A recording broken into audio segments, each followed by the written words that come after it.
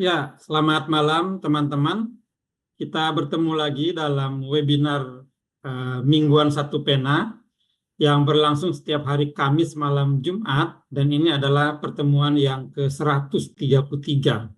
Artinya sudah hampir 3 tahun yang berjalan secara non-stop, seminggu sekali setiap hari Kamis malam Jumat. Malam ini kita akan membicarakan satu tema yang menarik sekali. Temanya, judulnya adalah Menatap Indonesia Pasca Drama Pergantian Presiden. Kata drama ini adalah satu istilah yang dipakai oleh Prof. Asfi dalam sebuah tulisan beliau di Kompas minggu yang lalu. Bulan Oktober tahun ini kita akan memasuki Indonesia yang baru di bawah kepemimpinan yang baru dari Presiden Jokowi yang sudah berkuasa 2 periode kepada Prabowo Subianto yang terpilih dalam Pilpres yang lalu. Sudah 5 kali pergantian presiden di Republik ini, semuanya sampai sejauh ini berjalan dengan lancar. Tapi kita akan membahas pergantian dan drama kepresidenan dari 2 periode terakhir. Kita semua tahu tahun 2014 secara dramatis Pak Jokowi terpilih sebagai presiden. Beliau waktu itu seorang pendatang baru, seorang wali kota Solo, kemudian menjadi gubernur hampir hanya setahun, lalu tiba-tiba kemudian menjadi presiden. Satu proses yang mungkin agak susah diterima oleh teori-teori politik yang ada. Sehingga banyak orang mengatakan ketika itu Pak Jokowi dipilih oleh sejarah untuk menjadi presiden tahun 2014. Nah, kemudian pada tahun 2019 beliau kembali terpilih jadi presiden. Tapi ini juga satu pemilihan presiden yang banyak drama di situ. Drama yang paling dramatis adalah bahwa pada akhirnya Pak Prabowo, lawan beliau dalam Pilpres, itu kemudian bergabung dalam pemerintahan Jokowi. Ini satu hal yang sebenarnya mungkin agak mengagetkan banyak orang, karena biasanya presiden yang kalah itu berada dalam barisan oposisi dan tidak bergabung di dalam pemerintahan. Apalagi sebelum resmi bergabung, ada banyak demo-demo di situ, termasuk ada gugatan ke MK, bahkan Pak Prabowo sendiri sudah sempat mendeklarasikan diri sebagai presiden terpilih. Drama berikutnya dalam tahun 2024 yang lalu, yang agak mengagetkan orang adalah bahwa pada akhirnya Pak Jokowi itu kemudian meninggalkan dukungan tradisionalnya PDIP, menyeberang begitu atau meninggalkan PDIP, dan kemudian menyatakan dukungannya kepada Pak Jokowi, kepada Pak Prabowo, dan secara dramatis juga Prabowo terpilih menjadi presiden. Jadi drama-drama seperti ini mungkin menarik untuk ditelaah dari sudut pandang seorang sejarawan. Malam ini kita mengundang Prof. Asfi Warman Adam. Kita semua tahu beliau seorang sejarawan, banyak menulis tentang sejarah, sejarah Orde Lama, sejarah Orde Baru. Dan kalau kita lihat sebagian besar buku-buku sejarah yang ditulis oleh Prof ini, itu biasanya membongkar persepsi yang dipahami secara umum oleh orang. Gitu. Selamat malam, Prof. Ya. Selamat malam. Ya, sebelum kita mulai, Prof, kita akan tonton dulu satu video yang sudah dibuat oleh tim kami. Silakan, Bayu.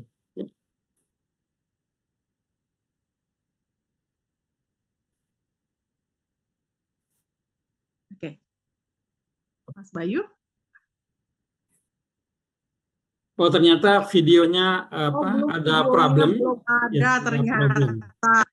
Tapi nggak apa-apa, tadi yang pengantarnya Bang Elza itu sudah luar biasa. Tapi perlu juga kita tambahkan informasi. Ini kan karena ini webinar Satu Pena, Prof. Asfi Warman Adam ini juga salah satu senior dedengkot di Satu Pena. Jadi salah satu andalan Satu Pena ya Bang ya.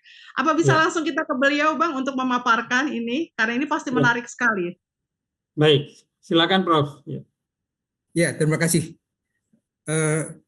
Saya mulai dengan menceritakan apa yang saya tulis di koran Kompas beberapa hari yang lalu sebagai pengantar diskusi kita.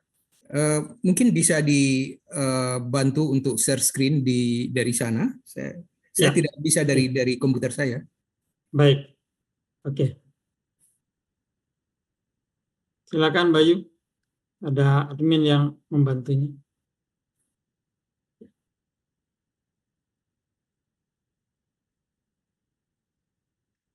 Silakan Prof, sudah muncul di layar, Prof. Jadi seperti dikatakan tadi, yang terjadi sekarang ini banyak sekali dramanya, drama di dalam pergantian presiden ini.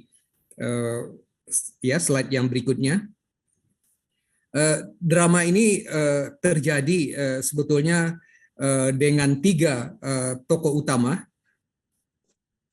yaitu Megawati Soekarno Putri, Joko Widodo, dan Prabowo. Gitu.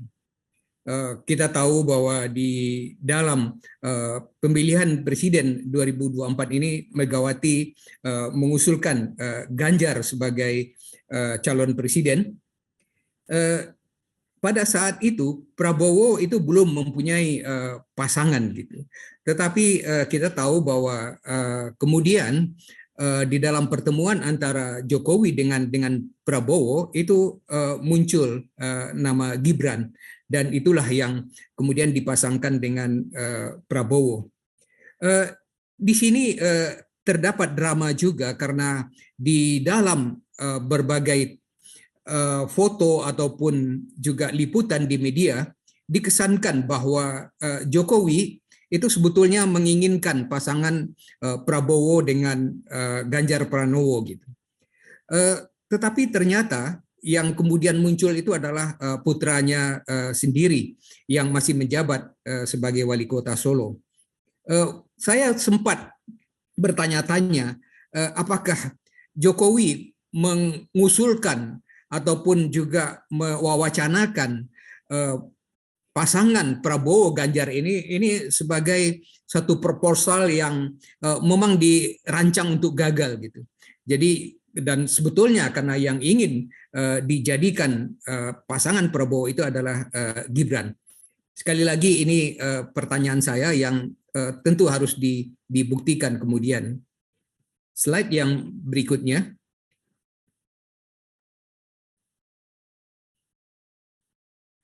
Ya, saya melihat juga di dalam drama ini pada 2 tokohnya itu ada kontradiksi, bahwa di satu sisi Joko Widodo itu berasal dari keluarga sederhana yang tinggal di bantaran sungai di Solo, kemudian lulus dari Fakultas Kehutanan, bekerja di Aceh, lalu kembali lagi ke Solo sebagai pedagang mebel. Dan kemudian pemilihan wali kota Solo lah yang mengangkat namanya ke pentas nasional dan internasional. Ketika itu seorang wartawan di Solo namanya Anggit Nugroho yang kemudian mendampingi Jokowi sebagai staf pribadi wali kota Solo, kemudian gubernur, bahkan kemudian staf pribadi presiden. Nah, Anggitlah yang mengusulkan atau menyarankan kepada Jokowi untuk melakukan apa yang disebut dengan belusukan. Karena ini suatu kampanye yang murah tanpa biaya gitu, dan Jokowi mempunyai tenaga yang tidak habis-habisnya untuk melakukan ini di Solo pada mulanya, dan kemudian berlangsung juga di Jakarta dan secara nasional. Ini berbeda dengan tokoh yang lain, Prabowo Subianto, yang memang berasal dari keluarga elit yang sudah aktif di pemerintahan. Kakeknya Margono Djahadikusumo itu pernah bekerja di Belanda, kemudian menjadi direktur Bank Negara Indonesia tahun 46. Ayahnya Sumitro Djahadikusumo pernah menjadi menteri beberapa kali pada masa pemerintahan Soekarno. Kemudian karena terlibat di dalam PRRI Permesta, kemudian menyingkir ke luar negeri selama 10 tahun, tahun 57 sampai tahun 67. itulah yang menyebabkan Prabowo menyelesaikan sekolah dasar dan menengahnya itu di luar negeri karena mengikut orang tuanya di Hong Kong, Kuala Lumpur, di Zurich dan London. Jadi keduanya berasal dari kelas yang berbeda gitu. Terus ya slide yang berikutnya. Nah, kelebihan Jokowi ini seperti saya ceritakan tadi, ini bisa dibaca di dalam biografi yang ditulis oleh Albertin Endah, Jokowi Perjalanan Karya Bagi Bangsa. Nah, di situ diceritakan bahwa yang menemukan istilah belusukan itu adalah Anggit Nugroho gitu, seorang wartawan di Solo. Anggit juga kemudian yang ketika Jokowi akan maju sebagai gubernur di Jakarta, Anggit itu membeli di pasar itu baju kotak-kotak gitu, yang kemudian dikenal dengan baju kotak-kotak merah Jokowi itu. Jokowi juga melakukan makan bersama dengan pedagang pasar berpuluhan kali karena mereka tidak mau digusur, tetapi dengan pendekatan persuasif ini kemudian itu bisa terlaksana. Jadi itu modal dasar Jokowi yang luar biasa, yang mungkin tidak dimiliki juga oleh calon presiden yang lain gitu. Saya bertemu dengan Pak Jokowi ketika dia akan maju sebagai calon gubernur DKI. Ketika itu ada buka bersama puasa di rumah Pak Sidarto Danusubroto yang kini One Team Press. Pak Jokowi itu ketika itu juga meminta dukungan kepada banyak orang, termasuk juga kepada banyak tokoh, dan beliau sangat rendah hati, dan beliau mengatakan sangat mengagumi Soekarno, dan dia mengatakan saya ini tidak ada apa-apanya dibandingkan dengan Bung Karno, misalnya kata Jokowi. Ketika itu saya sempat nyeletuk gitu, mengatakan bahwa Jokowi ini sebetulnya Anda punya kelebihan dari Bung Karno gitu. Dia bertanya, apa kelebihan saya dari Bung Karno? Nah, saya mengatakan Anda lebih tinggi 2 cm dari Bung Karno, 2 atau 3 atau lebih gitu. Karena saya katakan Anda tingginya 175 cm, sedangkan Bung Karno menurut catatan polisi kolonial, ya seperti yang ditulis oleh Hari Puse, itu tingginya 172. Menurut Yayasan Bung Karno lebih rendah lagi dari itu. Jadi nyataannya Jokowi itu lebih tinggi badannya dari Bung Karno. Jadi paling tidak itu kelebihannya dari Bung Karno. Seterusnya slide yang berikut. Jokowi mendapat dukungan dari partai PDIP 7 kali gitu. Ketika mencalonkan diri sebagai wali kota Solo 2 kali, sebagai gubernur DKI, kemudian menjadi presiden 2 kali juga. Selain itu anaknya Gibran menjadi wali kota Solo dan Bobi menantunya menjadi wali kota Medan gitu. Jadi keluarga ini sudah 7 kali mendapat fasilitas atau dukungan dari sebuah partai gitu. Nah, tentu juga suatu drama juga ketika Jokowi pada tahun ini meninggalkan partai yang sudah berulang kali, yang sudah 20 tahun membantu dan mendukung dia gitu. Slide yang berikut. Nah, ada pertanyaan yang saya perlu ajukan gitu, dan karena apa?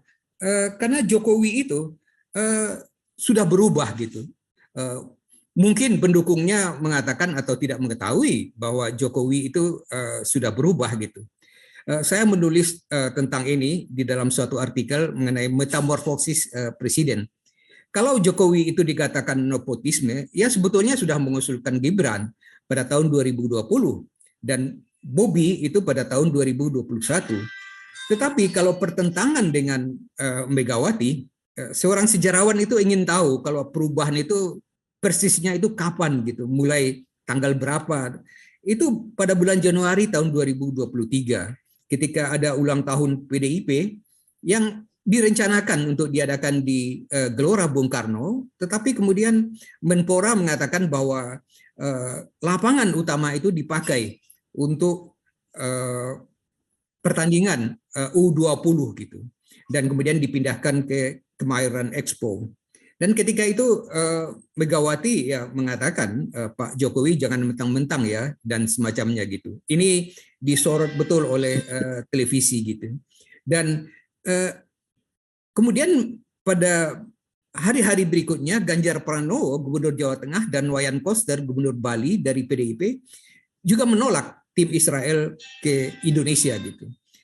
Tentu yang menjadi permasalahannya adalah kalau dari kalangan PDIP tentu soal prinsip bahwa Israel itu pernah juga ditolak oleh Indonesia yang membela Palestina pada tahun 62 ketika Bung Karno juga atau Indonesia tidak memberikan visa kepada Israel dan Taiwan untuk berlaga di Asian Games tahun 62 gitu.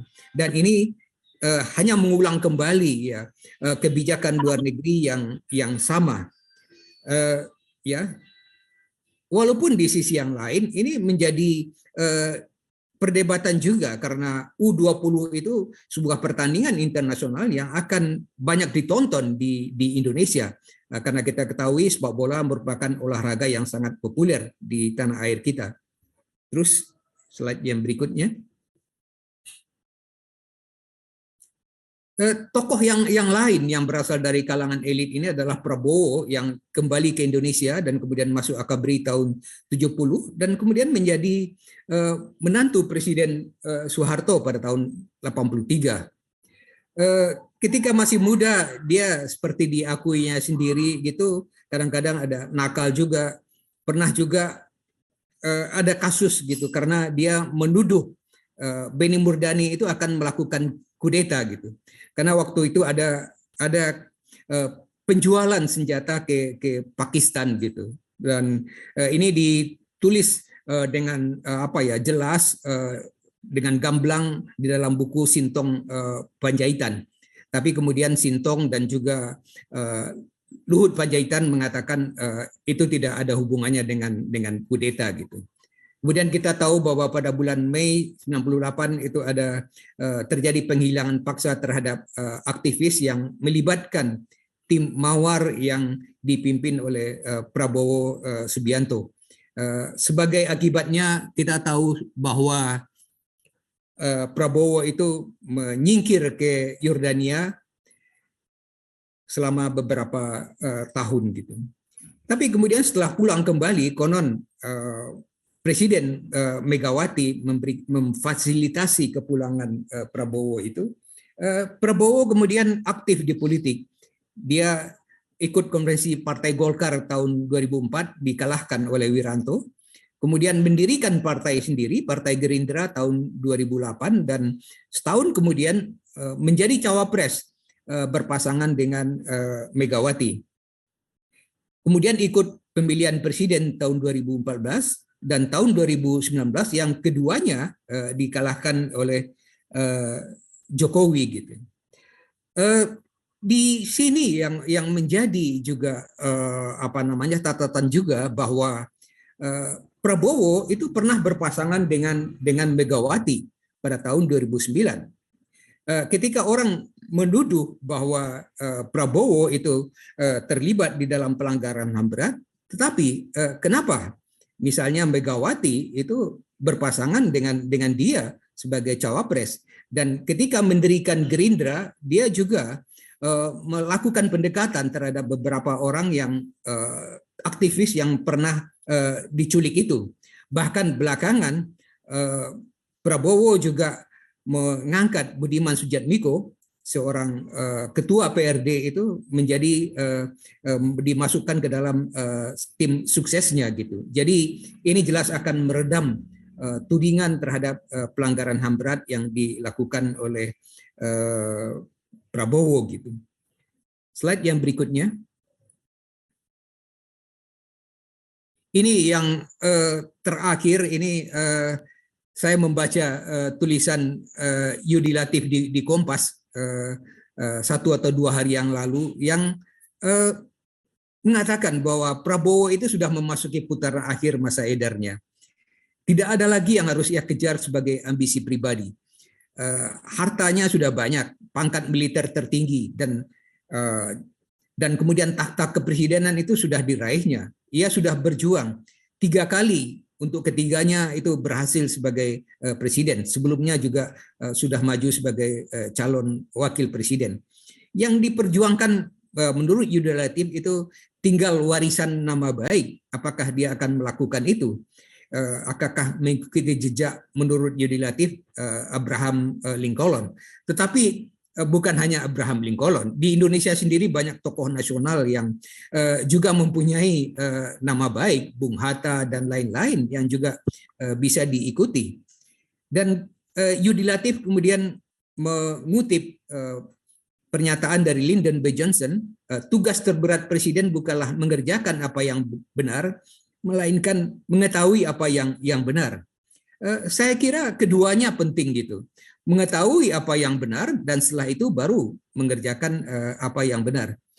Saya akhiri di sini sebagai pengantar mengenai apa yang menatap masa depan dengan kondisi drama kepresidenan yang terjadi beberapa waktu yang lalu, dan kita harus menunggu sampai Oktober tahun 2024 ketika presiden itu betul-betul berganti dari Jokowi kepada Prabowo Subianto.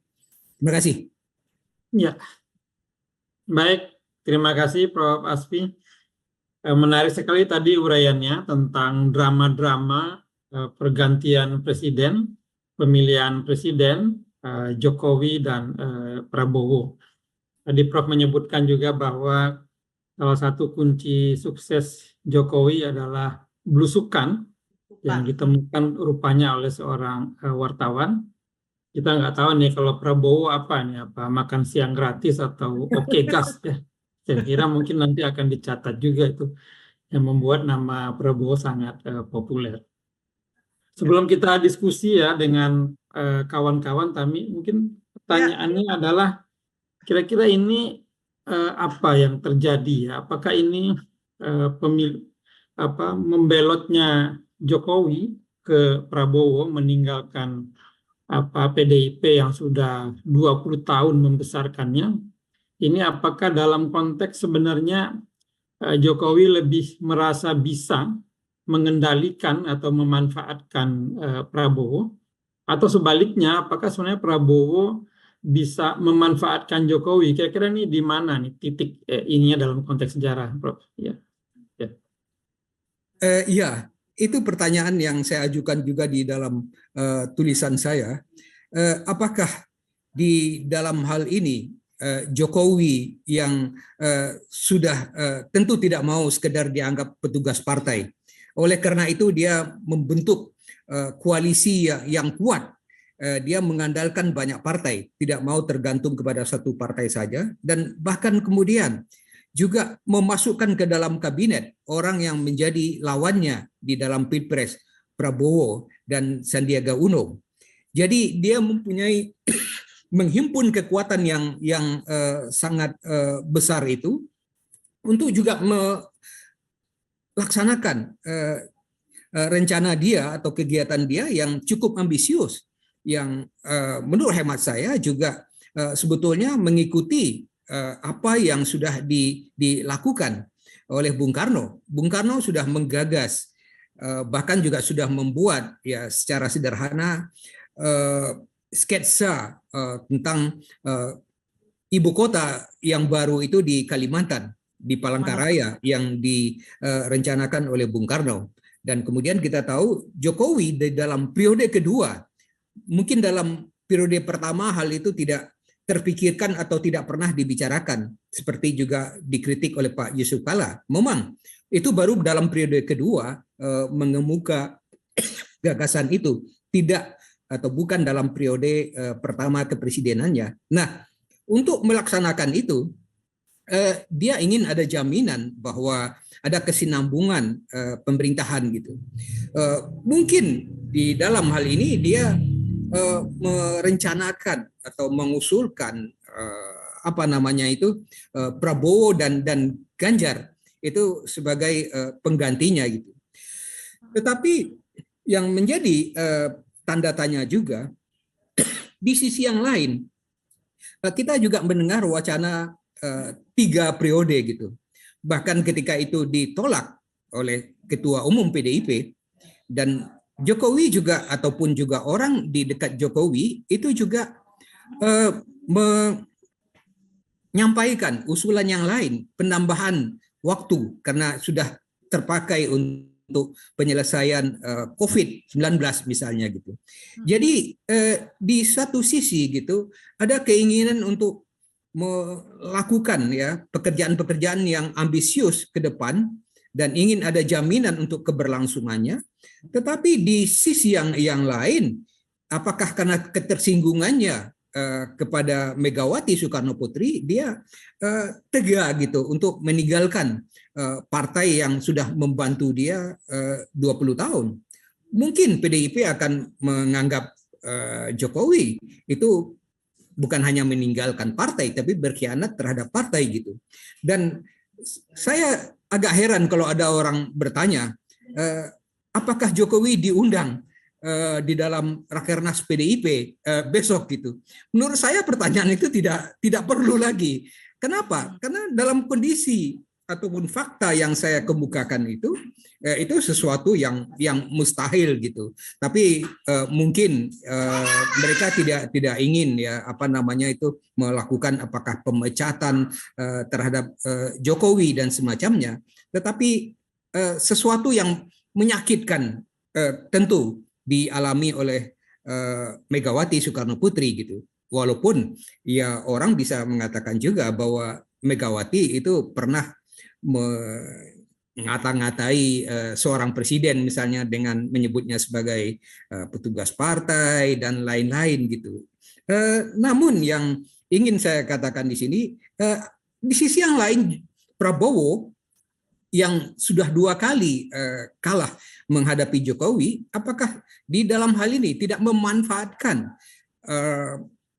popularitas Jokowi yang bahkan katanya sampai 80% itu, jadi dukungan suara pendukung Jokowi itu yang dimanfaatkan oleh Prabowo dengan memilih Gibran sebagai wakilnya, bukan ketua umum partai yang lain gitu. Jadi menjadi tanda tanya, apakah Jokowi yang memanfaatkan Prabowo agar anaknya bisa menjadi wakil presiden, atau Prabowo yang juga memanfaatkan dukungan suara, dan bukan hanya suara pendukung, tetapi juga mesin suara yang bisa digerakkan oleh Presiden Jokowi, atau keduanya itu saling memanfaatkan gitu.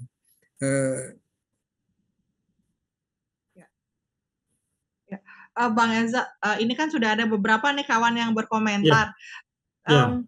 Kalau konteksnya kalau konteksnya Prof. Asfi ini kan kayak kita tuh nonton drama ya benerannya, tapi kayak drama yang kerajaan-kerajaan kayak gitu ya. Tapi kan Indonesia Republik ya, orang kemudian akan memberikan banyak kritik, oligarki, kemudian dinasti politik dan segala macam. Ditambah lagi misalnya dengan sekarang tuh carut-marut kemahalan itu loh. Semua kayaknya kita dinaikin, dipajakin. Sekarang kalau orang mau masuk sekolah nih, sekarang yang lagi heboh kayak misalnya ya peninggalan rezim ini gitu. Mahal gitu. Kalau dulu yang kawan-kawan di UI itu kan termasuk saya Bang Elza bersorak-sorak karena kita yang sangat murah ya Bang ya. Tapi sekarang gitu memasuk perguruan tinggi bagus saja sangat mahal. Nah ini orang seperti 3 periode ini gitu. Apakah memang nanti benar-benar ini akan ada 3 periode, ataukah sebenarnya Prabowo ini bisa memenuhi harapan banyak orang untuk jangan dong gitu, kayaknya kita hidup susah banget di zaman Jokowi ini. Oke, Tami, kita beri kesempatan kepada beberapa yang sudah raise hand ya. Ada Pak Abustan dan kemudian yang juga ke Pak Prof. Ketut dari UI ya. Kita beri kesempatan dulu kepada Pak Abustam. Silakan Pak Abustam. Ya. Kok nggak kelihatan ada resennya ya di Nggak, sini? beliau menulis di kolom chat. Oh, Ya, oke. silakan. Silakan. Silakan Pak Abustam, tolong. Ya, silakan. Ya, Ya. makasih Mas Esa dan Mbak Tami atas kesempatan ini. Saya kira kita sudah mendengar tadi uraian secara gamblang ya dari Prof, ya, apalagi disertai dengan pemetaan dan konfigurasi figur atau aktor-aktor yang memegang peran dalam pergantian presiden.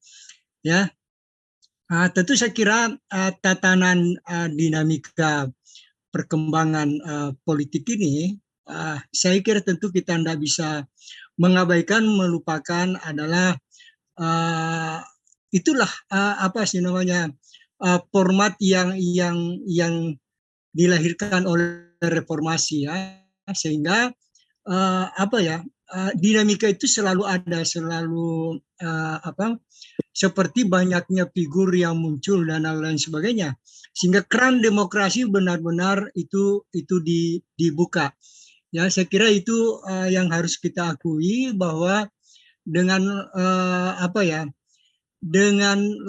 dengan kondisi yang ada yang diberikan oleh reformasi setelah berjalan 26 tahun, itulah saya kira yang kita lihat seperti pengantar tadi Mas Ersa, bahwa pergantian kekuasaan ini yang begitu dinamis ya, yang begitu cair, begitu seru ya.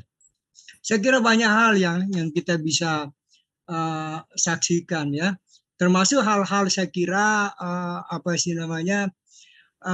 ya kalau berbicara drama ya tentu ada juga pergantian kemarin ini kayak semacam peran antagonis ya dari pemegang kekuasaan yang agak-agak kurang elok juga, seperti misalnya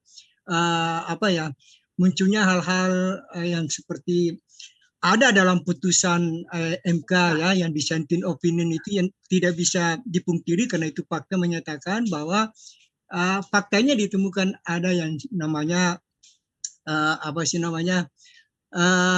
dana bansos itu menjadi bagian daripada nepotisme dan lain sebagainya. Ya, tapi oke lah, saya kira ini yang menjadi pertanyaan saya ini tentu ke depan ya, tentu kita ke depan soal masa lalu, bagaimana misalnya pergantian kepemimpinan atau politik di Orde Lama, kemudian Orde Baru yang kita hanya diperkenalkan tiga partai politik ya, kemudian Orde Baru atau reformasi yang ada sekarang ini, tentu yang menjadi perhatian kita setelah kita melupakan kontestasi elektoral yang sudah diumumkan siapa pemenangnya. Pertanyaannya tentu negara ini akan dibawa kemana? Apakah lebih menjanjikan harapan ya, lebih memberikan optimisme kepada 275 rakyat Indonesia, atau tetap biasa-biasa saja, atau mengalami kita semakin stagnan ya. Apalagi kita melihat bahwa saya kira permasalahan yang ada sekarang ini boleh dikata itu semakin sistemik ya, bagaimana seperti yang sempat disentil tadi Mbak Tami soal harga-harga, kemudian bagaimana penyimpangan korupsi itu semakin melebar sektornya ya. Semua hal-hal yang berkaitan dengan sumber daya alam manusia itu kayaknya sudah habis di coupling ya, dijara oleh yang melakukan penyimpangan. Nah, baik. Apakah ke depan ini bisa hal-hal seperti ini bisa diredam ya? Oke. Saya kira kalau tadi pengantar Prof ya, kita optimis ya, bagaimana ibarat tim sepak bola ini kekuatan Jokowi ini dikombain dengan kekuatan Prabowo, itu kan menjanjikan ya, energi positifnya.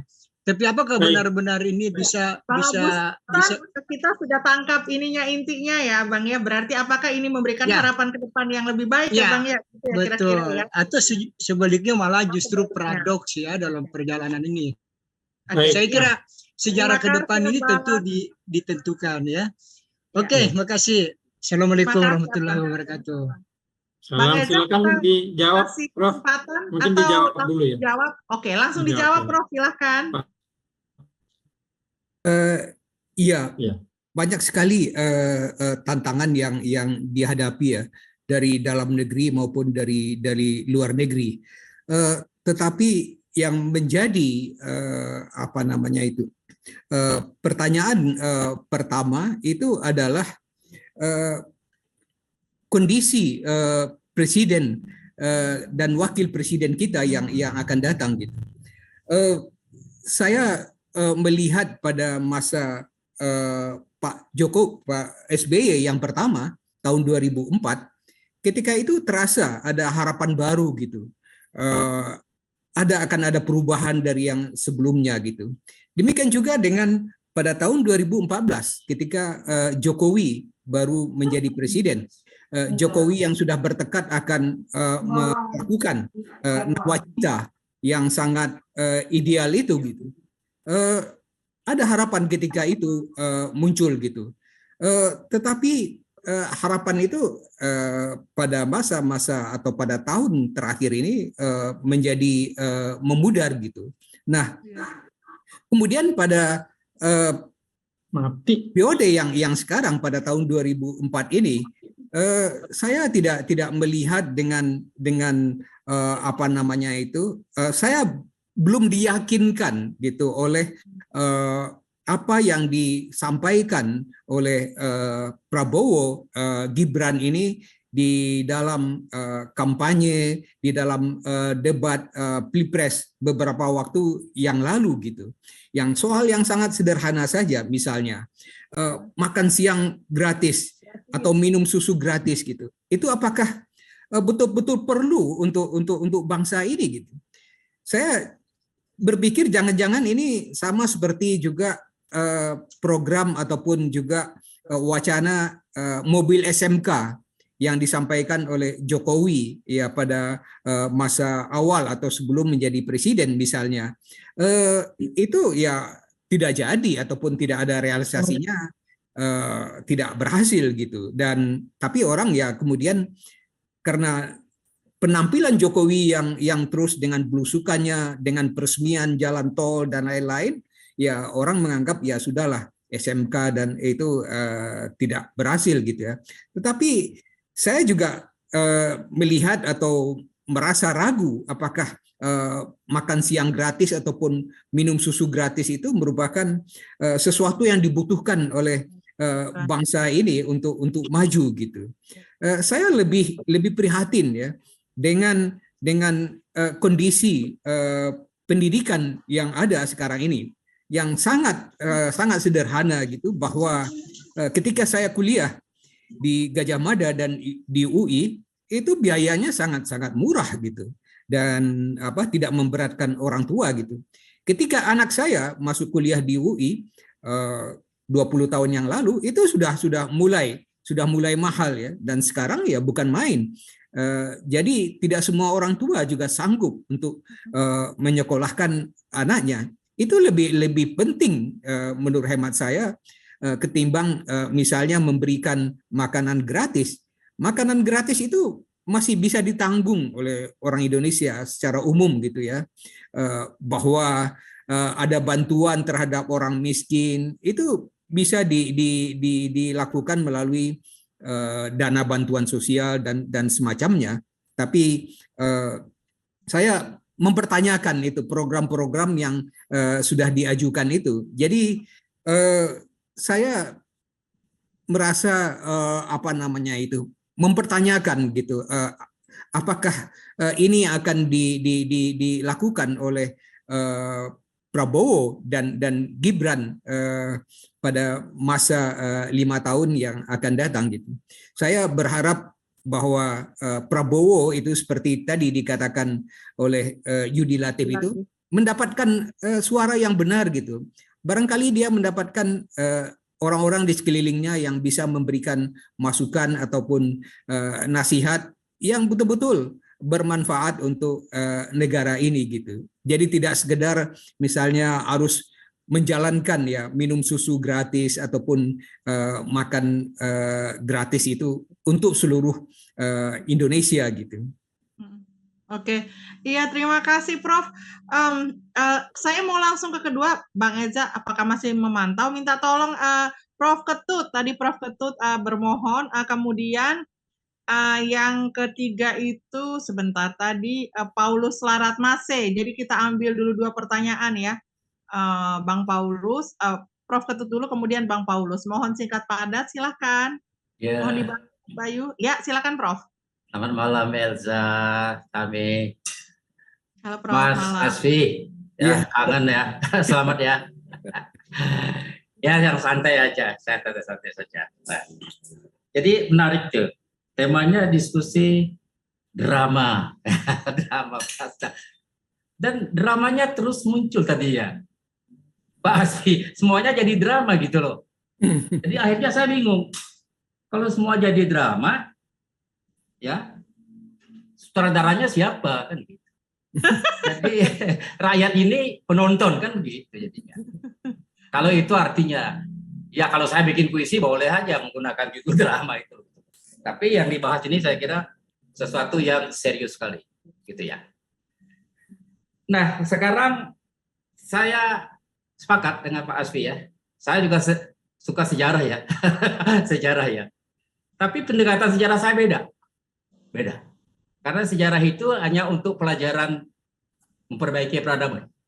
Bukan untuk balas dendam. Itu sejarah buat saya. Sehingga tokoh-tokoh itu, siapapun dia tokoh itu, adalah orang-orang yang penting. Apakah senang, apakah tidak. Orang-orang penting, karena zaman yang dihadapinya itu macam-macam.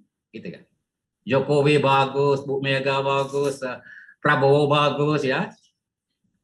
Pak SBY juga bagus, termasuk Pak Harto, Soekarno, semacam. Bagus menurut saya. Tantangannya beda-beda. Nah sekarang, saya mau bertanya sekarang. Dan sekaligus ngasih masukan. Ini masukan untuk Prabowo ya, pasca Jokowi. Gitu. Sebenarnya, pikiran saya sendiri, orang-orang pemerintahan di situ, bukan dia penguasa, adalah pemerintahan, pemerintah. Boleh diambil dari berbagai partai politik, termasuk dari PKS, PDI, termasuk dari ilmuwan, termasuk dari wakil-wakil fungsional daerah, dari mantan-mantan raja umpamanya. Boleh, gitu ya. Sehingga nanti yang di parlemen itu bukan oposisi namanya. Itu namanya penyeimbang. Ya. Sehingga penyeimbang itu adalah bekerja sama, membuat keseimbangan dengan pemerintah. Oleh karena itu, kalau ada orang dari partai PDI atau Golkar, boleh aja ngeritik pemerintah, walaupun di pemerintahan itu juga ada orang Golkar, orang PDI. Gitu kan. Ini pikiran saya sendiri ya. Sehingga nanti apa yang seperti sekarang itu kan seolah-olah melembagakan demokrasi parlementer, meniru Barat, demokrasi angka-angka saya sebut. Indonesia tidak cocok dengan demokrasi angka-angka. Ya, nanti kalau kelompok-kelompok kecil itu yang angkanya kecil itu nggak akan ada kesempatannya gitu loh. Nah itu jadi menurut saya hentikan itu oposisi permanen. Kalau oposisi artinya kan menentang, bertentangan. Kalau dibikin permanen, permusuhannya akan jadi permanen gitu. Ya, bisa nggak kita sekarang, apakah di parlemen atau di pemerintah itu, lupakan partai. Kenapa? Karena partai politik itu sebenarnya dia harus mendidik masyarakat ngerti politik. Partai politik itu gunanya, menurut saya, hanya untuk memilih pemimpin-pemimpin atau wakil-wakil yang terbaik. Gitu. Setelah itu terbaik, terpilih, mereka ke parlemen, ke pemerintahan, itu menjadi penyeimbang semua. Ya. Gitu kan. Nah, ya, itu gagasan saya sebenarnya, pikiran saya. Ya, ini yang agak serius menurut saya, yang terakhir. Okay. MK kemarin itu berbuih-buih mengadili sesuatu yang nggak jelas gitu kan. Nggak jelas kan menurut saya. Etika kan tidak diadili kalau etika itu. Kan dibangun kan etika itu. Itu satu. Bisa nggak nanti apa yang dibahas di MK kemarin itu nanti dibahas oleh pemerintah dan di DPR atau parlemen untuk memperbaiki sistem pemilu, memperbaiki sistem demokrasi, sistem pemilihan presiden yang sudah mengambil korban banyak itu. Jangan dilanjutkan. Kalau dilanjutkan sama saja artinya untuk udah mengincar jabatan-jabatan untuk pemilu 5 tahun yang datang. Itu. Ya, Demikian Pak. Ya, terima Agak kasih, panjang Prof. juga ini, tapi agak berat Ya, saya kira masalahnya. Terima kasih. Karena ada 3 poin penting, jadi saya hold dulu ke Bang Paulus. Saya mau jawaban dulu dari Prof. Asfi. Bang Eza ada di manakah? Ya, silakan Prof. Karena ini ada 3 poin penting dari Prof. Ketut.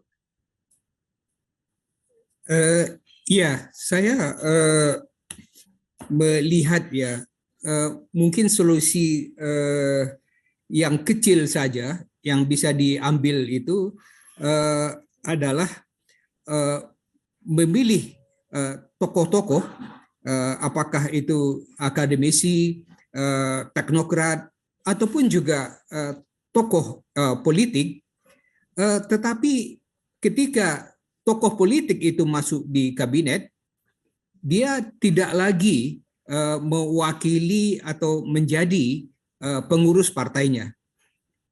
Jadi kalau misalnya Ketua Umum Golkar itu diangkat atau menjadi menteri, dia harus melepaskan jabatannya sebagai Ketua Golkar. Harus ada orang lain yang diangkat. Jadi di sana, di dalam kabinet, dia itu betul-betul seorang politisi yang sekarang ini bertugas membela kepentingan pemerintah dan negara, bukan lagi partainya gitu. Saya kira hal-hal ini pernah dilakukan juga pada masa Orde Baru atau pada awal reformasi gitu. Nah, baru pada masa belakangan ini ketua umum partai itu juga menjadi menteri. Saya berpandangan sebaiknya ketika dia menjadi menteri, dia harus meninggalkan jabatannya di partai. Harus ada orang lain yang memimpin partai itu, bukan yang bersangkutan. Saya melihat bahwa sistem politik kita berbeda misalnya dengan di Amerika ataupun juga di Prancis misalnya. Di Amerika ketika ada 2 partai besar ya, Partai Demokrat dan Republik, mereka bergantian memerintah. Kalau satu memimpin, yang lain menjadi oposisi. Demikian juga di Prancis secara umum gitu, ada Partai Sosialis dan Partai Liberal. Yang satu menjadi oposisi, yang satu memerintah gitu. Dengan juga kekhasan masing-masing. Ketika Partai Sosialis yang berkuasa, mereka akan lebih mementingkan buruh misalnya, akan melakukan nasionalisasi berbagai perusahaan. Sebaliknya ketika Partai Liberal yang menang, yang berkuasa, maka yang dilakukan itu adalah swahtanisasi perusahaan-perusahaan. Jadi masing-masing itu berbeda ideologinya dengan secara khas gitu. Dan inilah yang menjadikan mereka itu satu pemerintah dan satu pihak oposisi. Yang di Indonesia itu menjadi tidak jelas gitu, karena apa bedanya misalnya Golkar dengan Gerindra, dengan Nasdem, semuanya itu kan pecahan Golkar. Apa bedanya P3 dengan PAN misalnya, ataupun juga kemudian dengan Partai Umat, semuanya kan berasal dari partai yang berlabel Islam gitu. Jadi, dan yang menjadi merepotkan juga adalah misalnya ketika orang tidak terpilih menjadi ketua partai, dia membangun atau membuat partai yang baru gitu. Apa yang dilakukan oleh Soeharto pada masa Orde Baru, menyederhanakan 3 partai, sebetulnya secara ideologi itu sangat logis gitu menurut hemat saya, karena itu akan menjembatani ya semua ideologi yang ada di kepartaian kita. 3 itu ada golongan karya, ada golongan Islam, dan ada golongan nasionalis. yang dalam hal ini juga bergabung di sana, ada partai yang non Islam gitu. Nah, kita tidak melakukan hal yang serupa, malah justru memperbanyak jumlah partai. Saya mengusulkan sebetulnya supaya di parlemen itu yang diperkecil itu adalah jumlah fraksi yang ada gitu, sehingga dengan pengecilan jumlah fraksi itu partai-partai itu akan bergabung di dalam fraksi, apakah nasionalis atau partai atau fraksi agama atau fraksi karya misalnya gitu. Ini akan memperkecil juga perdebatan, tetapi juga di satu sisi yang lain itu akan memperkuat ideologi, akan memperlihatkan betul ya partai ini apa yang diinginkannya gitu, apa programnya, itu akan terlihat lebih jelas daripada demikian banyak fraksi. Dan kita sendiri bangsa ini tidak tahu apa bedanya misalnya ya Nasdem dengan Gerindra misalnya, kecuali ketuanya berbeda gitu. Kita hanya tahu ini partainya Surya Paloh gitu, tapi apa ideologinya itu sama atau tidak dengan Golkar gitu. Dan demikian juga dengan Gerindra.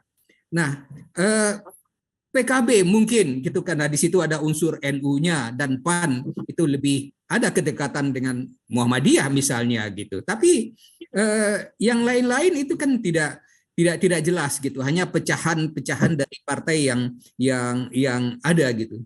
Saya melihat upaya untuk penyederhanaan atau pengurangan jumlah partai ini sebaiknya juga dilakukan. Itu misalnya dengan ambang batas ya, ambang batas yang memang sudah dilakukan untuk misalnya masuk di parlemen gitu. Kita tahu bahwa ada satu partai yang secara historis P3 itu tidak masuk parlemen kali ini, sesuatu yang catatan sejarah juga gitu. Lalu barangkali itu ya yang bisa saya sampaikan. Mungkin hal-hal yang kecil-kecil saja yang bisa memperbaiki supaya presiden itu tidak didikte gitu oleh partai-partai yang belum apa-apa, misalnya sudah minta 5 menteri gitu, ataupun juga ada partai yang lain gitu. Karena dengan 50% lebih gitu, sebetulnya ya partai itu kan bisa berjalan programnya, meskipun di DPR mereka juga harus bekerja keras ya. Tidak sekedar misalnya studi banding ke luar negeri untuk misalnya meneliti makan gratis di luar negeri gitu misalnya, tetapi betul-betul berdebat dengan partai yang lain untuk program tertentu gitu. Baik, terima kasih Prof. Kawan-kawan sekalian, silakan berikutnya Mas Ahkam Jayadi untuk memberikan responnya terhadap apa yang disampaikan oleh narasumber. Setelah itu nanti silakan Muhammad Iksan. Ya. Silakan Mas Tapi Ahkam. sebenarnya tadi ada 2 Bang yang belum, juga jangan lupa Bang Paulus Larat Mase sama Mas Kustiwan tadi sebelumnya juga, jangan lupa. Gitu. Ya. Silakan Bang Ahkam. Bentar ya, aku bantu ya. Bang Ahkam. Suara saya kedengaran ya? Oh ya, sudah. Silakan Bang. Jelas suaranya. Terima kasih host dan narasumber kita malam ini, Prof. Saya kira kita semua sama ya, harus berpikir positif bahwa pemerintah ke depan ini harus memberi manfaat yang cukup besar kepada kita semua. Semakin mensejahterakan, semakin mencerdaskan, dan sebagainya. Nah, apakah itu kita bisa lihat nanti ke depannya bahwa akan terjadi seperti itu? Salah satu tahapannya, saya kira menurut saya, kita lihat bagaimana pembagian pejabat di kementerian dan lembaga. Kalau itu salah, maka kita tidak bisa berharap. Nah, kemarin dalam pertemuan kita di Asosiasi Pengajar Hukum Tata Negara, kita sangat concern dengan jabatan menteri dan pimpinan lembaga itu. Yang sekarang kita kan sudah melihat mulai memprihatinkan dengan akan mencapai 60 jabatan menteri, padahal undang-undangnya hanya 34, dan kemudian undang-undang itu hendak dirubah dan seterusnya. Jadi saya kira yang pertama, bagaimana bahwa menteri-menteri itu kalau bisa sebanyak mungkin dari profesional, Dan salah satu yang kita pelajaran besar kita bahwa ternyata banyak sekali menteri-menteri itu hanya menjadi koruptor dan sebagainya. Sehingga misalnya juga dalam penempatan itu betul-betul kita cari orang yang bersih dan seterusnya. Kemudian jabatan-jabatan strategis, jangan sama sekali dari partai politik. Misalnya Jaksa Agung, kemudian Kementerian Hukum dan HAM dan sebagainya. Itu catatan yang akan memperlihatkan kalau itu kemudian dikasih ke politisi, maka kita tidak terlalu bisa berharap ke depannya untuk lebih baik dari apa yang ada sekarang. Yang kedua, penyakit bangsa kita sekarang yang seringkali saya katakan, bangsa kita yang dengan pejabat publiknya, baik di eksekutif, legislatif, bahkan termasuk di yudikatif, kita semakin suka-suka saja. Apa yang terjadi dengan pemerintah kita sekarang, partai politik kita tidak banyak bisa memberi harapan kepada kita untuk melakukan pengawasan dan sebagainya, karena partai kita sekarang ya suka-suka. Mereka, nah itu juga ke depan juga kita juga saya kira mulai khawatir ketika dibentuk partai koalisi besar lagi, dan itu kan juga sekarang muncul keinginan untuk membuat koalisi yang besar yang lagi-lagi akan hilang itu check and balances, hilang itu pengawasan yang seharusnya ada di DPR. Nah ini yang saya katakan, kita semakin suka-suka. Betapa kita semua sadar dengan kejanggalan yang terjadi di Mahkamah Konstitusi, baik putusan 90 maupun putusan PHPU yang ada sekarang, itu juga mencerminkan suka-sukanya para hakim konstitusi. Bagaimana hal-hal yang sudah nyata, senyata-nyatanya problemnya, tidak digubris oleh hakim-hakim konstitusi. Belum lagi sekarang akan dirubah undang-undang Mahkamah Konstitusi dan orang-orang yang kemarin DO itu juga akan dipecat lagi dan seterusnya. Sehingga harapan saya atau pertanyaan saya, gimana Prof dengan kekhawatiran yang mulai muncul, sehingga apa tadi yang saya katakan bahwa kita semua harus berpikir positif, mengharap pemerintah yang akan dilantik Oktober nanti bisa lebih baik dari apa yang ada sekarang, semakin mensejahterakan, semakin mencerdaskan, semakin menciptakan keamanan dan seterusnya, bahwa ada potensi-potensi yang memperlihatkan sepertinya kita agak ragu dengan apa yang akan terjadi ke depan. Saya kira itu, terima kasih. Assalamualaikum warahmatullahi wabarakatuh. Waalaikumsalam. Salam. Silakan langsung dijawab, Prof. Setelah ini Pak Paulus ya. Silakan, Prof. Ya, saya kira kita ini akademisi, pers, budayawan, penulis, dan lain-lain itu harus mengawal. Menurut saya harus berteriak terus gitu. Kalau ada upaya-upaya yang untuk mengurangi ataupun membuka kemungkinan yang negatif bagi bangsa kita, yang misalnya undang-undang yang beberapa undang-undang yang akan dirubah gitu, undang-undang tentang Kementerian Negara yang selama ini mengatakan maksimal 34 kementerian dan sekarang itu akan dirubah. Kita harus berteriak terus supaya itu tidak terjadi. Demikian juga dengan undang-undang MK misalnya yang juga akan membuat atau membuka peluang bagi mereka yang melakukan dissenting opinion beberapa waktu yang lalu itu bisa didepak dari Mahkamah Konstitusi. Menurut hemat saya, pers, media sosial pun juga menurut hemat saya harus digerakkan untuk merintangi supaya hal itu tidak terjadi gitu. Dan juga bukan hanya itu, hal-hal yang mungkin tidak baik bagi demokrasi, misalnya pernyataan yang dikeluarkan oleh Prabowo yang mengatakan jika tidak mau kerjasama jangan ganggu gitu. Nah itu sudah banyak dikritik orang. Jadi menurut hemat saya kita harus langsung mengatakan itu, langsung mengeluarkan, tidak membiarkan hal itu. Kita tidak boleh diam. Kita suarakan bahwa, dan saya kira Prabowo dan orang-orang di sekelilingnya juga memahami bahwa masyarakat tidak suka dengan pernyataan semacam itu yang mengarah kepada otoritarianisme zaman Orde Baru gitu. Jangan ganggu itu yang tidak berarti bahwa orang yang melakukan kritik itu mengganggu gitu. Jadi saya kira ini saatnya kita tidak boleh diam gitu. Kalau kita diam, maka hal-hal yang tidak benar itu akan terus berlangsung gitu. Memang banyak sekali ya PR kita. Karena di satu sisi ada upaya yang juga tampaknya itu masif gitu, yang upaya untuk merubah undang-undang yang menguntungkan oligarki, yang tidak berpihak kepada rakyat. Tapi sekali lagi menurut hemat saya kita harus menyuarakan kritik terhadap hal itu secara terus-menerus gitu. Mungkin itu yang bisa kita lakukan gitu. Sementara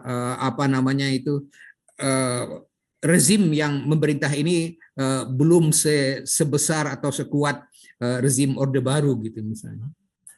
Ya, oke, baik, terima kasih Prof. Silakan Pak Paulus. Bang Paulus, silakan. Ya. Baik, terima kasih Pak Elsa Utami. Prof. Alwi, saya izin tadi belum dijawab apa yang ditanyakan Prof. Ketut. Saya mungkin karena saya ingin mendapat jawaban,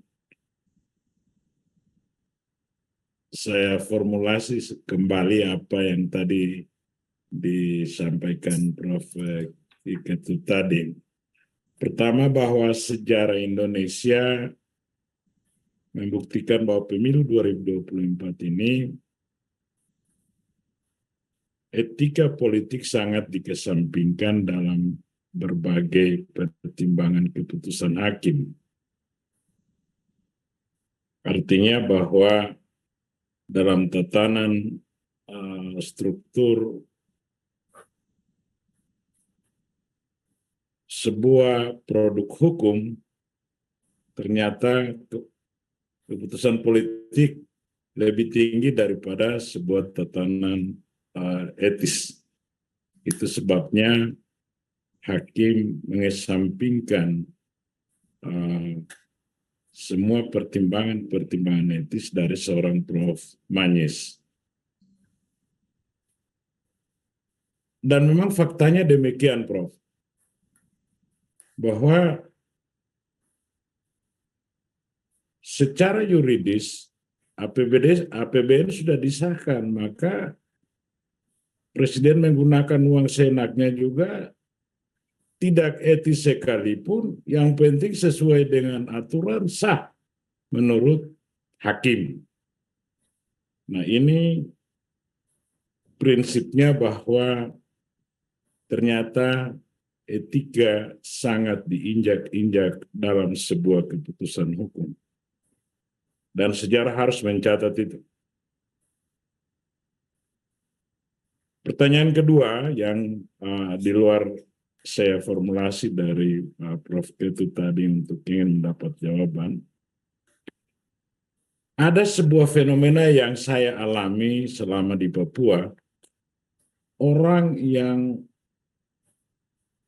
betul-betul secara kekeluarga, familiar itu mempertahankan oligarki dalam kekuasaan, mereka dalam hidup mereka berakhir tragis.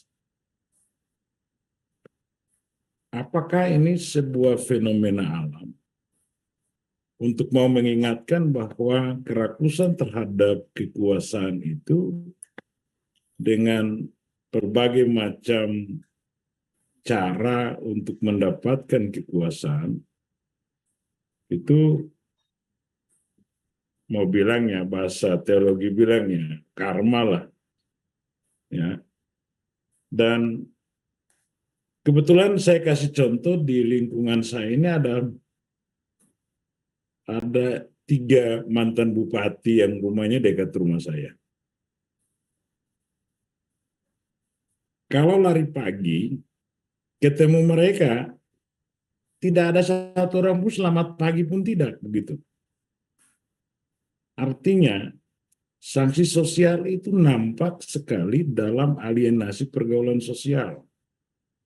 Dan secara psikologis, ya mereka tertekan dan akhirnya mati tragis begitu. Agak kasar, mohon maaf, tapi itu sebuah fenomena yang mungkin juga dalam bahasa biblis ya bisa dikatakan karma lah atau apa kan.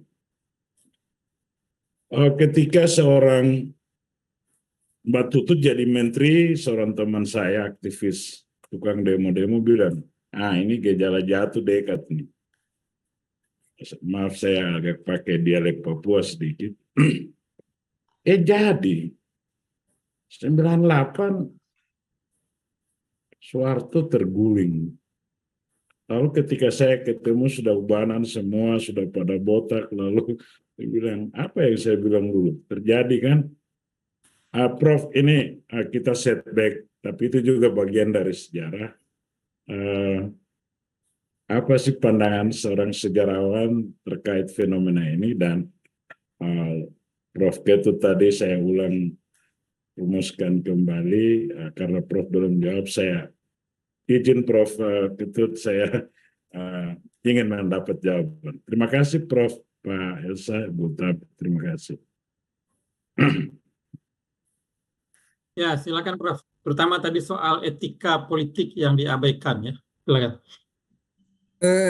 Iya, itu menjadi tontonan politik seluruh rakyat Indonesia gitu, bahwa etika politik itu sudah dilanggar di dalam kasus pencalonan Gibran sebagai wakil presiden. Semua orang itu tahu dan sejarawan akan mencatat itu. Nah, tapi kemudian juga bahwa apa yang dilakukan sendiri oleh Presiden Jokowi di dalam hal ini tentu akan menjadi catatan sejarah juga. Mahkamah Konstitusi di dalam penjelasannya, misalnya Saldi Isra itu mengatakan bahwa mereka tidak cukup waktu untuk mengetengahkan bukti-bukti secara lengkap, secara komprehensif kecurangan yang dilakukan di dalam pemilihan presiden tahun ini. Nah, saya kira waktu juga akan memberikan kesempatan untuk membuat catatan itu. Dan ini akan dicatat di dalam sejarah gitu. Saya sendiri termasuk sejarawan yang terkaget-kaget gitu, karena saya sudah siap untuk menulis warisan Jokowi untuk bangsa ini di dalam 2 periode kepresidenannya pada awal tahun 2023 gitu. Dan catatan yang saya tulis itu mayoritas itu bersifat positif gitu. Tapi kemudian terjadi apa yang saya kemudian kemukakan itu, bahwa di sini ada metamorfosis, ada perubahan yang mengagetkan, yang tidak diduga. Ada orang yang mengatakan bahwa sebetulnya ada ilmuwan yang sudah wanti-wanti gitu pada permulaan periode kepresidenan yang kedua gitu. Mungkin saja itu sudah disampaikan ya peringatan itu, tapi kemudian saya mungkin juga termasuk yang abai gitu terhadap, bahkan mungkin orang dari kalangan partai sendiri, misalnya PDIP juga tidak semuanya tahu bahwa sudah terjadi perubahan gitu, dan mereka mengatakan semua baik-baik saja gitu. Tapi nah ini akan menjadi catatan sejarah yang khas, yang berbeda dengan sejarah sebelumnya gitu, bahwa perubahan itu terbuka itu pada tahun terakhir kepresidenan gitu. Ini akan ya sekali lagi akan dicatat di dalam sejarah, walaupun sekali lagi catatan-catatan positif tentang belusukan, tentang hal-hal yang beberapa hari yang lalu itu ditulis di Jakarta Post misalnya. Ada seorang di Bali yang mengatakan bahwa ada warisan Jokowi terhadap produk Mason coklat. Ada coklat yang buatan Bali yang sudah diekspor ke luar negeri. Dan ini terjadi pada era Jokowi. Tentu ada hal-hal yang kecil-kecil, bukan saya mengatakan kecil-kecil, hal-hal yang sifatnya parsial gitu yang memang dihasilkan pada masa sekarang gitu. Beberapa tahun yang lalu saya masih selalu mengatakan bahwa Jokowi itu tidak hanya sekedar membuat tol, tetapi juga menyambungkan daerah Indonesia, menyambungkan masyarakat Indonesia dari satu daerah ke daerah lainnya. Tapi ternyata yang terjadi kemudian atau yang terjadi belakangan ini ternyata banyak hal yang menurut hemat saya itu tidak etis gitu, seperti juga sudah disampaikan tadi. Saya tidak ingin bicara tentang apakah hukum karma gitu ya terhadap orang-orang yang memumpuk kekuasaannya dan kemudian akan mendapat balasan bukan hanya di akhirat ya, tapi di masa hidupnya sekarang ini. Mungkin ada yang bisa atau mempercayai hal itu. Saya tidak mendiskusikan hal itu, tetapi yang ingin saya garis bawahi pentingnya rekam jejak seorang pemimpin, rekam jejak seorang pejabat itu sangat penting. Apa yang terjadi di dalam kasus SEAL, Menteri Pertanian sekarang ini, menurut hemat saya karena tidak ada rekam jejak yang sudah diungkapkan. Karena dia bukankah cukup lama menjadi gubernur di Sulawesi Selatan? Apakah di sana tidak dilakukan hal yang sama? Apakah ini baru sekarang? Nah, dan kemudian selama menjadi menteri itu kan sudah bertahun-tahun. Kenapa tidak ada yang bersuara sejak awal gitu? Jadi ini yang menurut hemat saya rekam jejak pemimpin, rekam jejak anggota DPR dan lain-lain itu sangat penting. Sangat penting orang-orang menulis buku tentang dia ataupun buku biografi dia, buku tentang seorang pejabat, karena itu akan memperlihatkan sebetulnya apa yang dilakukannya dan apa yang mungkin ditutup-tutupi atau tidak dikemukakan gitu. Ya. Saya misalnya membaca biografi Erick Thohir misalnya, saya senang membaca buku itu. Ditulis oleh juga seorang sejarawan, sangat enak dibaca ya. Tetapi saya mengatakan bahwa di situ banyak hal yang tidak ditulis gitu. Jadi di dalam membaca sebuah buku kita juga bisa melihat banyak hal yang tidak dikemukakan tentang misalnya usaha yang dia lakukan, usaha yang dilakukan oleh keluarganya. Itu kan tidak disinggung, kecuali motivasi bahwa sejak kecil misalnya dia sudah punya perhatian terhadap bisnis, sudah berdagang pada masa SD pun sudah berdagang mainan dengan teman-temannya gitu. Itu kan bisa menjadi motivasi bagi orang untuk melakukan atau berwirausaha gitu. Tetapi banyak hal juga yang tidak diungkapkan di buku itu misalnya. Ini salah satu contoh saja. Tetapi semakin banyak buku tentang pejabat, tentang tokoh itu semakin baik gitu. Itu akan memperlihatkan rekam jejak dan sangat penting. Jadi di sini hal itu ingin saya garis bawahi karena kita tidak ingin juga ada tokoh-tokoh yang tiba-tiba muncul tapi ternyata kalau misalnya mengenai Prabowo itu sudah banyak buku. Orang sudah tahu dari dulu tentang Prabowo apa saja yang dia lakukan gitu. Sejak masa mudanya gitu dan sampai sekarang gitu. Jadi hal yang sama hendaknya juga diungkapkan untuk tokoh-tokoh yang lain, termasuk juga tokoh misalnya Gibran misalnya. Kita ingin tahu sejak dari SMA sampai sekolah itu apa saja yang dia lakukan gitu. Ini penting juga untuk masyarakat untuk mengetahui di samping kapasitasnya juga misalnya juga untuk mengetahui hal-hal yang mungkin bisa diperbaiki dari seseorang gitu ya dengan membaca biografi ataupun membaca riwayat hidupnya gitu.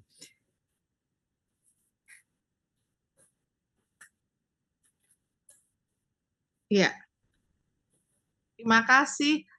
Mau kasih kesempatan sama tadi Mas Kustiwan. Mas Kustiwan silahkan. Ya, Terima kasih. Malam Prof. Prof, kalau bagaimana ya kalau Bapak Prabowo tidak bisa menyelesaikan masa kepresidenan dan kira-kira apa yang akan terjadi kalau misalnya Bapak Gibran jadi presiden? Soalnya banyak orang yang menduga tuh akan terjadi kayak semacam chaos gitu. Jadi apakah kalau pertanyaan kalau dari sejarah itu adalah mungkin nggak maksudnya tuh kayak putaran lagi bahwa kayak seperti waktu Presiden Soekarno dengan Presiden Soeharto. Terima kasih, Prof. Ya, silahkan Prof. Iya, memang ada apakah isu atau rumor bahwa mungkin saja Prabowo itu tidak sanggup menyelesaikan masa presidenannya, terutama karena persoalan kesehatan misalnya. Ada orang mempertanyakan apakah seseorang yang misalnya pernah dapat serangan stroke itu mungkin akan lebih mudah, peluangnya lebih banyak untuk mendapat serangan stroke berikutnya gitu. Tetapi kita tahu juga Gus Dur pun juga tidak mempunyai kesehatan yang prima gitu. Tapi toh kita percaya kepada Gus Dur bahwa Gus Dur tidak lagi menjadi presiden itu karena persoalan yang lain, tapi bukan persoalan kesehatan gitu. Nah, jika seorang presiden berhalangan, ya tentunya wakil presiden yang akan menggantikannya gitu. Nah, apa yang terjadi pada masa Habibie adalah bahwa beliau menjadi presiden dan tapi kemudian segera menyelenggarakan pemilihan umum berikutnya gitu. Jadi menurut hemat saya pemilihan presiden berikutnya. Jadi menurut hemat saya ini bisa juga dipilih oleh katakanlah Gibran yang menggantikan misalnya Prabowo jika berhalangan.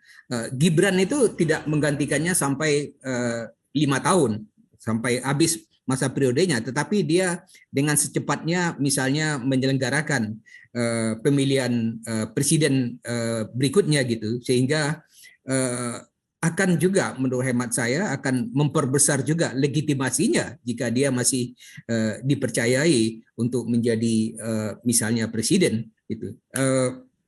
Itu yang apa namanya yang terjadi gitu.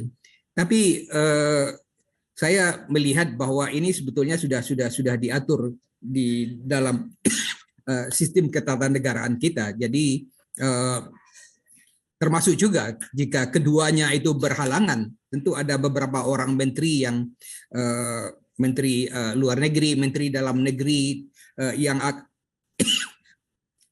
akan dan satu orang menteri lagi yang akan menjadi pejabat sementara belum terselenggara pemilihan presiden yang baru gitu. Terima kasih, Prof. Kita lihat di sini juga ada beberapa komentar menarik ya dari suara saya apakah bisa terdengar jelas? Ya bisa. Ya, takutnya bergabung. Terima kasih, Prof. Bang Elza di sini kalau kita lihat beberapa komentar menarik box ya. Salah satunya dari Bang Isan dari Sulawesi. Bolehkah langsung berkomentar juga, Bang? Bang Muhammad Isan.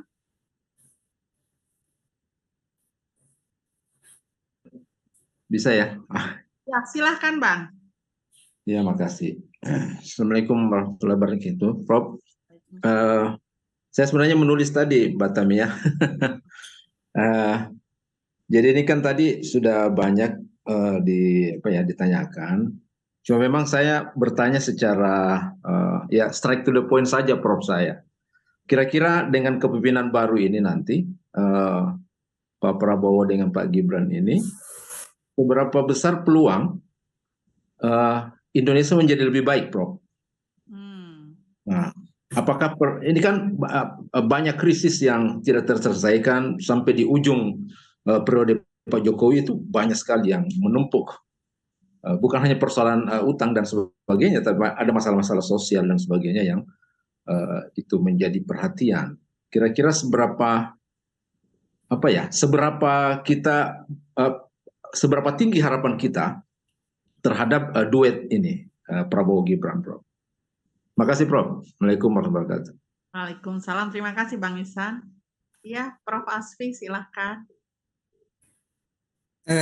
Iya, yang selalu dipidatokan oleh Presiden Jokowi itu adalah tahun 2045, tahun emas, 100 tahun kemerdekaan kita.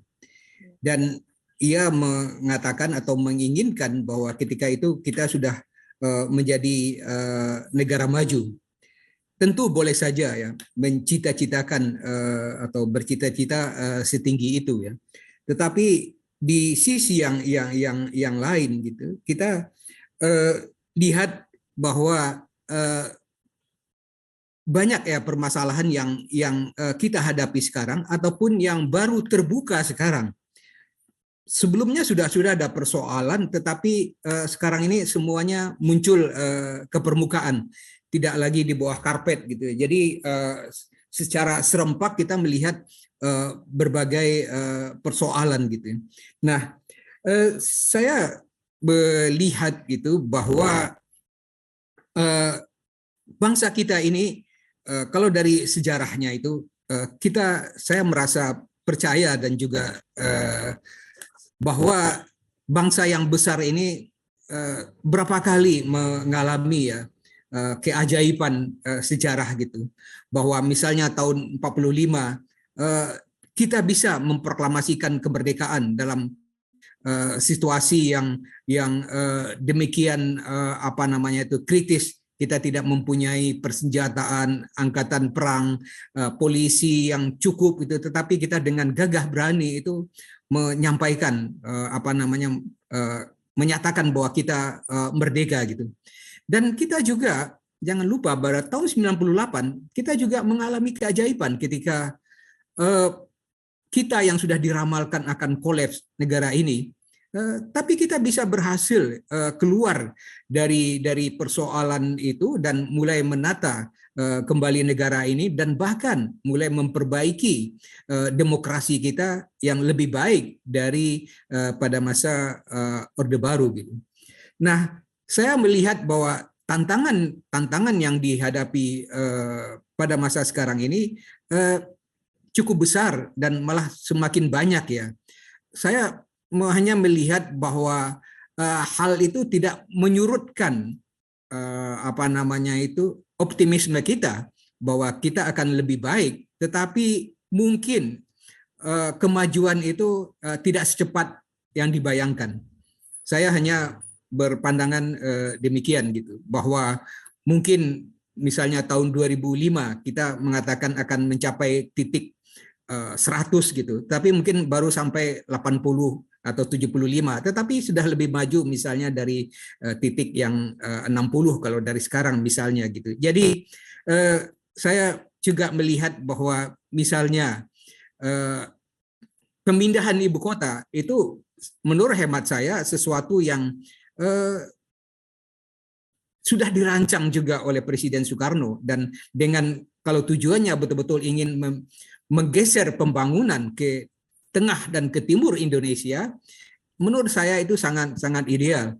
Walaupun sekali lagi tidak harus pada tahun ini IKN itu jadi gitu. Mungkin 10 tahun lagi baru akan terlaksana. Menurut saya tidak apa-apa gitu. Tetapi yang penting kita sudah membulatkan tekad itu. Kita tidak ingin yang maju itu hanya Jawa dan Sumatera gitu, tetapi juga Indonesia bagian timur itu tidak ditinggalkan gitu. Jadi dengan pandangan semacam ini, saya melihat betapapun besarnya masalah yang kita hadapi sekarang itu tidak menyurutkan ya semangat kita, walaupun sekali lagi kemajuan itu tidak secepat yang dipidatokan oleh Presiden Jokowi misalnya, tetapi kita akan mengarah atau menuju ke sana gitu. Ya. Terima kasih, Prof. Yang berbicara Bang Eza, suaranya hilang, Bang Eza. Ya, ya. Oke. Sebelum Mas Wawan saya bicara, saya ingin bertanya. Ini kenapa ada gaung sebentar? Ya, oke. Oh. Ya, silakan Bang. Tadi ada Baik. gaung. Oke. Tadi Prof mengatakan ada pelanggaran etik yang luar biasa ya di dalam proses Pilpres ini. Juga sebelumnya sudah terlihat ada gejala nepotisme karena ada anak dan menantu presiden maju di dalam wali kota. Tapi pertanyaan saya kenapa meskipun terlihat secara telanjang ada pelanggaran etik dan nepotisme, Jokowi yang mendukung Prabowo itu menang, bahkan menangnya dengan telak gitu ya. Ini ada apa dengan masyarakat kita ini ya? Jadi apakah ini memang hanya hidup dalam pikiran kaum cendekiawan saja? Sementara di lapisan bawah kita lihat bahkan dalam survei-survei tingkat kepuasan terhadap Jokowi itu mencapai 70-80%. Dan itu dibuktikan dengan kemenangan Prabowo yang cukup telak dalam satu putaran saja. Kira-kira ini ada apa nih, Prof, dengan masyarakat kita? Apakah memang ada kesenjangan antara kaum cendekiawan, sejarawan yang melihat ini dengan mayoritas masyarakat yang mungkin tidak terlalu penting itu soal etik, soal nepotisme, dan lain sebagainya? Silakan, Prof. Saya juga ketika kemenangan Prabowo ini lebih dari 50% dan satu putaran, saya sendiri tidak berharap demikian gitu, dengan perhitungan bahwa perbedaan suara di antara ketiganya itu tidak cukup satu orang calon itu lebih dari 50%. Tetapi kenyataannya itu yang terjadi gitu. Nah, saya berpikir bahwa di satu sisi memang yang ini yang perlu diteliti juga betapa besarnya peran dari lembaga survei. Saya tidak mencurigai ya, tetapi mengatakan bahwa apa yang merupakan pendapat rakyat itu mungkin pendapat dari lembaga survei yang banyak ini, rangkuman ataupun kumpulan dari pendapat lembaga survei itu yang dikatakan merupakan pendapat rakyat. Saya melihat hal ini perlu diinvestigasi ini. Karena sejak dari tahun 2004, saya melihat bahwa lembaga survei ini sudah memberikan dukungan yang sangat signifikan kepada calon tertentu untuk maju dengan pembuatan survei dan lain-lain gitu. Ini sudah terjadi sejak 20 tahun yang lalu gitu. Jadi kita perlu ya menurut hemat saya menginvestigasi hal ini, apakah pendapat rakyat ini betul-betul seperti yang disuarakan oleh lembaga-lembaga survei ini gitu. Mereka yang membuat survei, orang mengatakan bahwa dengan statistik pun sebetulnya kita bisa berbohong gitu. Jadi statistik pun bisa dimanfaatkan untuk itu gitu. Nah, ini yang menurut hemat saya ya lagi-lagi ya perlu ke depan itu diperhatikan mengenai lembaga survei ini. Lalu kemudian yang lain lagi itu adalah bahwa Jokowi ini bukan hanya melakukan koalisi itu dengan partai-partai, tetapi Jokowi itu juga menguasai tentara, menguasai polisi, menguasai kepala desa dan lain-lain gitu. Ini yang menurut hemat saya harus diteliti lebih lagi sampai sejauh mana peran dari tentara, dari polisi, dari kepala desa ini di dalam pemberian suara Pilpres. Kenapa? Karena dalam pemilihan umum yang lalu, bukan tahun 2024, 5 tahun yang lalu, ada penelitian yang dilakukan, penelitian akademis, yang mengatakan bahwa misalnya polisi di tingkat bawah itu juga mencatat mereka semacam ada di TPS. Untuk apa gitu? Mereka bukan sekedar mengamankan TPS, tapi kenapa mereka juga mencatat hasilnya? Dan laporannya itu langsung, entah kemana itu laporannya. Tapi itu 5 tahun yang lalu, tahun 2019. Nah, persoalannya apakah itu terulang lagi atau tidak tahun 2024? Jadi ini menurut hemat saya perlu dikaji bahwa begitu besar pengerahan aparat negara dari militer sipil sampai ke desa yang dikuasai oleh presiden. Selain dari tadi dukungan suara atau popularitas dia yang barangkali juga didukung oleh media dalam hal ini, karena penampakan Jokowi setiap hari di dalam meresmikan jalan tol dan diimbangi juga dengan pemberian hadiah sepeda untuk pemenang kuis yang bisa menebak 5 nama ikan di laut misalnya. Itu juga bagi rakyat itu sangat-sangat berkesan gitu. Ya. Saya mendapat cerita dari seorang kepala sekretariat kepresidenan yang mengatakan bahwa menyampaikan kepada Pak Jokowi ketika Jokowi itu melemparkan sembako itu dari atas mobil gitu, melemparkan kaos dari atas mobil, dan kaos itu dilemparkan orang yang di luar, rakyat itu berebutan sehingga mereka itu sampai ada yang luka-luka gitu. Dan itu sudah diingatkan kepada presiden gitu oleh stafnya. Tapi presiden mengatakan senang-senang saja gitu. Ya happy-happy saja dengan melakukan hal itu gitu. Tapi lagi-lagi ini yang pencitraan semacam ini yang nampaknya ya sangat berkesan bagi rakyat bawah ya, bagi rakyat yang justru sangat besar itu.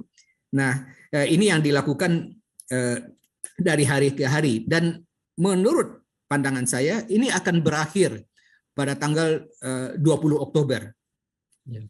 Saya melihat ketika Jokowi itu tidak ada lagi di televisi, ketika wajahnya itu sudah hilang dari media massa, saya kira pamor kekuasaannya itu sudah tinggal masa lalu, dan mungkin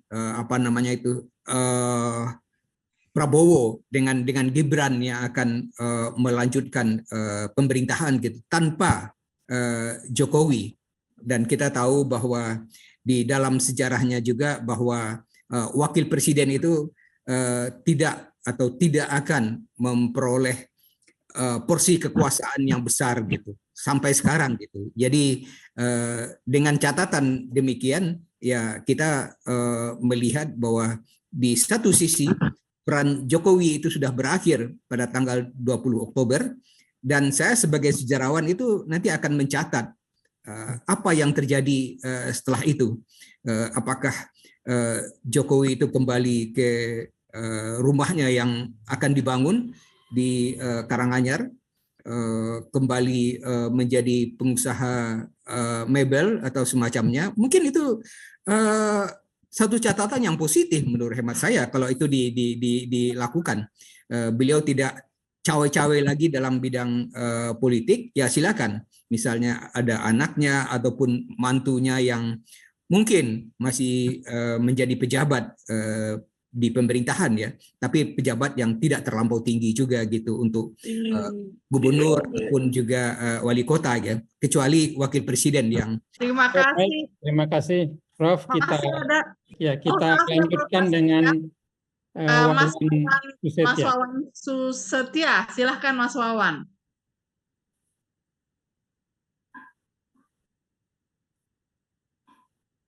Halo Mas Wawan. Wah, Mas Wawan ini juga terpesona nih sepertinya, kaget ya. Sebentar ya, saya ask to unmute ya. Silakan Mas Wawan, sudah ask to unmute. Iya, selamat malam Mbak Mari dan juga Pak Profesor Asfi. Mohon maaf saya melanjutkan pertanyaan setelah sempat terganggu ini tadi. Pertanyaan saya baru-baru ini kan ada pernyataan dari Pak Prabowo, yaitu di hadapan Rakernas PAN yang pertama, yang kedua ketika di luar negeri di Timur Tengah itu. Yang pertama bahwa Pak Prabowo ingin koalisi ke depan ini adalah koalisi gemuk yang notabene hanya akan mengajak partai-partai atau kelompok-kelompok yang ingin diajak bekerja sama. Sedangkan yang dari pernyataan Pak Prabowo yang tadi ingin melanjutkan atau ingin membuat koalisi gemuk. Yang kedua, yang tidak ingin bergabung silakan nonton di jalan saja. Itu yang kemudian menimbulkan banyak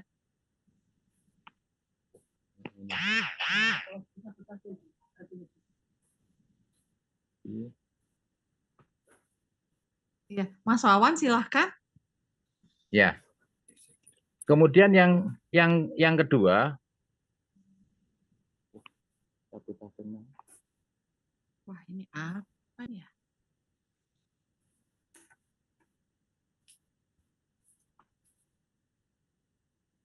ya. Lanjut aja Pak, nanti biar kita bantu. Silahkan Pak, lanjut aja Pak, jangan terganggu Pak. Maaf ya Pak. Kemudian yang kedua,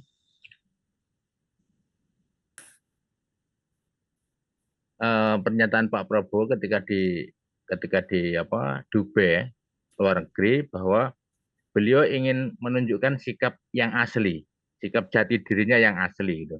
Jadi mohon pandangan dari Pak Asfi tentang pernyataan Pak Prabowo tentang menyatakan bahwa beliau ingin akan menjadi jati dirinya yang asli itu. Itu yang bagaimana gitu loh. Jadi itu yang kedua, ini mohon maaf, ini karena Pak Asfi adalah sejarawan, ini berkaitan dengan ini mohon maaf ini ya, Jongko Joyoboyo itu ada tiga gambaran atau situasi atau fase, yaitu yang disebut dengan kolotido, kolobendu, dan yang terakhir adalah kolosubo. Nah, kolotido itu adalah fase atau masa keraguan, yaitu yang digambarkan pada masa gambaran Orde Lama, yaitu ketika misalnya negara kita akan dijadikan sebagai bentuk apa, misalkan republik, dan nanti dasarnya apa dan sebagainya. Itu kalau tidak, artinya fase penuh keraguan-keraguan, maka berubah-ubah dari dasarnya, kemudian bentuknya, dulu sempat ada Perdana Menteri, kemudian demokrasi terpimpin dan sebagainya. Yang kedua, kalau bendu. Nah, ini saya lupa ungkapannya, tetapi kalau bendu itu tadi sudah dicanangkan oleh Prabu Joyoboyo dalam Jongko Joyoboyo, disebutkan di situ, ini walaupun ini ya suatu prediksi karena beliau adalah futurolog yang dinyatakan gambarannya dari tahun 1965. Jadi kalau bendu tadinya fase atau masa hukuman. Bendu itu hukuman. Nah, itu tahun 1965. Nah, dalam Jongko Joyoboyo itu juga disebutkan tentang kolosubo atau masa pencerahan itu disebutkan 2025. Berarti kalau gitu di masa kepemimpinan Pak Prabowo. Jadi mohon tanggapan Pak Profesor Asfi. Terima kasih. Makasih Mbak Suari. Mohon maaf. Assalamualaikum warahmatullahi wabarakatuh. Ya, silakan Prof. Iya, kalau menyangkut ramalan ini tentu tentang sesuatu yang akan terjadi ke depannya. Sedangkan sejarawan itu sebetulnya melihat masa lalu, meneliti masa lalu gitu. Jadi bukan meramalkan. Dan saya juga memperhatikan bahwa ramalan itu kadang-kadang dicocok-cocokkan, digatukan itu dengan misalnya ada ramalan bahwa Indonesia itu akan dijajah, walaupun itu tidak benar juga, 350 tahun oleh Belanda. Dan kemudian setelah itu dilanjutkan 3,5 tahun oleh Jepang gitu. Jadi ini ramalan yang dicocok-cocokkan, walaupun sebetulnya tidak cocok juga bahwa apakah betul kita dijajah oleh Belanda itu 350 tahun gitu. Jadi kemudian yang lainnya mengenai koalisi yang akan dibentuk itu adalah koalisi yang gemuk gitu. Saya tidak tidak melihat bahwa itu sesuatu yang mutlak gitu. Bahwa koalisi itu diperlukan karena pemerintah itu menghadapi DPR, berhadapan dengan DPR di dalam berbagai urusan anggaran dan lain-lain ya. Dan pendukung pemerintah itu seyogyanya memiliki kekuatan lebih dari 50% di parlemen. Tadi saya sudah sampaikan gitu bahwa mungkin akan sangat mudah seperti pada masa Jokowi sekarang ini untuk mengatur parlemen itu ketika koalisi yang terbentuk ini koalisi yang sangat besar gitu. Tetapi saya beranggapan seyogyanya koalisi yang dibentuk itu cukup lebih dari 50% gitu. Sehingga mereka yang ada di DPR itu harus berjuang juga untuk menggolkan satu program untuk pemerintah pun gitu. Jadi yang bekerja itu bukan hanya pemerintah ya, tetapi DPR juga harus bekerja sama kerasnya dengan pemerintah. Kalau kondisi yang sekarang ini, ketika DPR itu sudah identik dengan pemerintah yang sedang berkuasa, boleh dikatakan tidak ada perdebatan, walaupun kita tahu bahwa anggota DPR itu memang suka mengeluarkan suara yang keras gitu ataupun kritikan yang tajam, tetapi pada umumnya tidak ada penolakan yang berarti gitu terhadap apapun usulan undang-undang misalnya yang diinginkan oleh pemerintah. Kita melihat di sini dari beberapa undang-undang yang sudah disampaikan, sudah diajukan atau sedang digarap oleh DPR gitu. Barangkali di dalam hal ini kelompok civil society, masyarakatlah yang mengontrol itu supaya tidak terjadi gitu ya undang-undang yang melemahkan demokrasi itu gitu. Jadi saya beranggapan gitu bahwa koalisi yang dibentuk itu tidak perlu terlampau kuat gitu. Dalam arti 80 atau 90% gitu. Cukup 50% lebih dengan catatan bahwa mereka yang di DPR pun harus berjuang dengan sepenuh tenaga gitu untuk mendukung pemerintah gitu. Dengan ini juga akan ada penghematan anggaran gitu kalau menterinya itu tidak terlampau besar, misalnya lebih dari 34, apakah 40 ataupun lebih dari itu gitu. Ini yang pilihan yang bisa dilakukan ya. Kabinetnya tidak terlampau besar dengan konsekuensi bahwa kekuatan di DPR itu 50% lebih gitu. Jadi tidak harus 90% gitu. Dengan catatan bahwa anggota DPR pun juga harus berjuang untuk mendukung partai yang sedang memerintah gitu. Ya, terima kasih Prof. Tapi mungkin satu pemerintahan yang kuat di parlemen ini terinspirasi dari pola pemerintahan Orde Baru ya, di mana stabilitas politik sangat diperlukan, dan stabilitas politik yang penting itu adalah bahwa parlemen itu harus kuat. Dan itu sudah dibuktikan oleh Jokowi di periode kedua, sehingga praktis suara-suara kritikan dari parlemen terhadap jalannya pemerintahan itu terasa berkurang. Saya kira Pak Prabowo sekarang juga akan meniru kembali pola pemerintahan Pak Jokowi dengan mengundang sebanyak mungkin partai politik yang ada di parlemen untuk bergabung, sehingga gangguan-gangguan yang cukup signifikan dari parlemen terutama tidak muncul. Saya kira itu yang mungkin akan terjadi di pemerintahan Prabowo yang akan datang. Baik, Prof, ini sudah di penghujung akhir, ya. Di penghujung akhir mungkin silakan Prof memberikan closing statement terhadap ini. Pertama soal apa yang bagaimana Prof melihat ke depan, dan kira-kira apa yang sebaiknya dilakukan oleh civil society menghadapi pemerintahan kuat di masa depan yang kebetulan kembali kita dipimpin oleh seorang militer. Silakan, Prof. Kalau tadi dikatakan Prabowo akan kembali kepada jati dirinya itu, apakah itu berarti bahwa beliau menegaskan bahwa beliau adalah seorang militer gitu?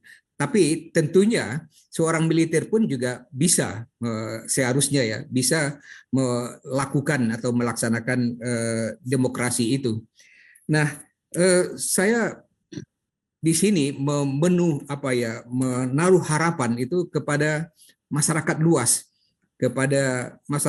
untuk selalu mengontrol apa yang dilakukan oleh pemerintah kita, apa yang dilakukan oleh DPR. Jadi masyarakatlah yang mengontrol pemerintah, yang mengontrol DPR.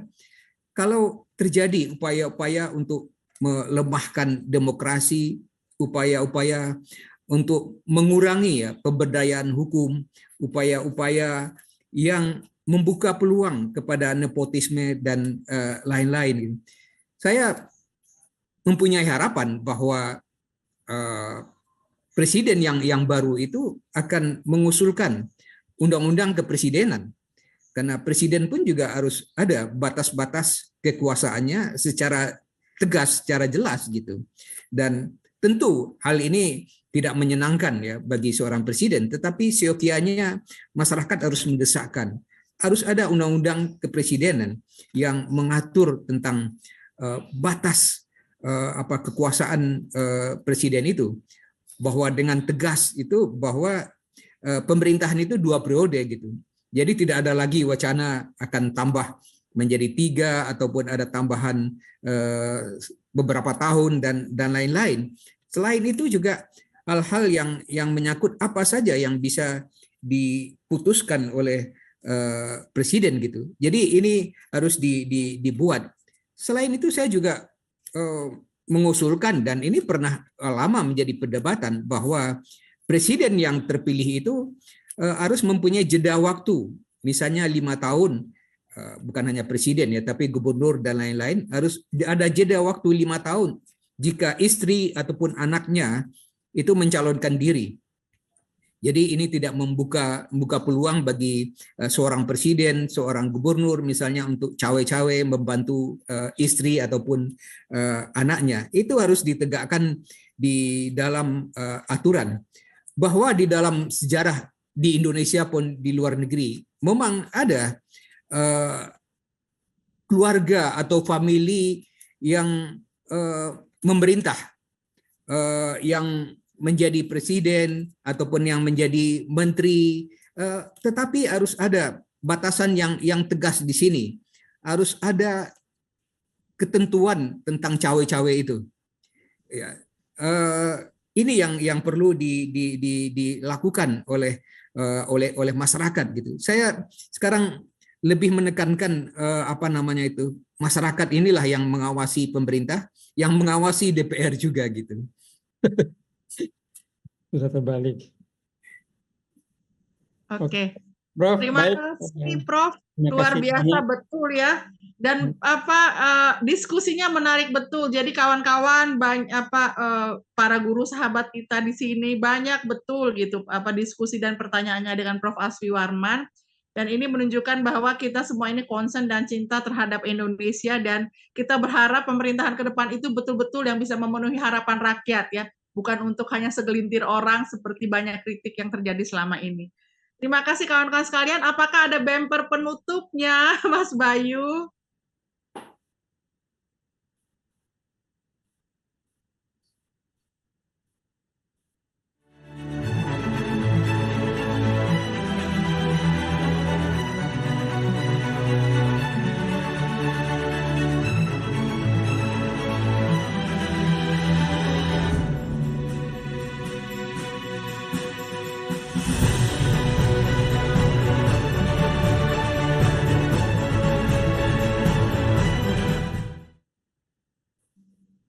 Baik, teman-teman, demikianlah webinar kita malam ini. Terima kasih, Prof. Ya, Terima kasih, Prof. Ketut, kawan-kawan, Pak Paulus, Pak Eka Budianta, Uni Sastri Bakri dari Sumbar, dan kawan-kawan yang lain. Kita bertemu lagi. Ada Prof. Bowo juga dari sini. Prof. Bowo juga ada nih di sini. Oh iya. Kita jumpa lagi hari Kamis depan. Sekali lagi terima kasih. Assalamualaikum warahmatullahi wabarakatuh. Waalaikumsalam. Terima kasih kawan-kawan. Terima kasih Pak Nyoman Yuliarsa.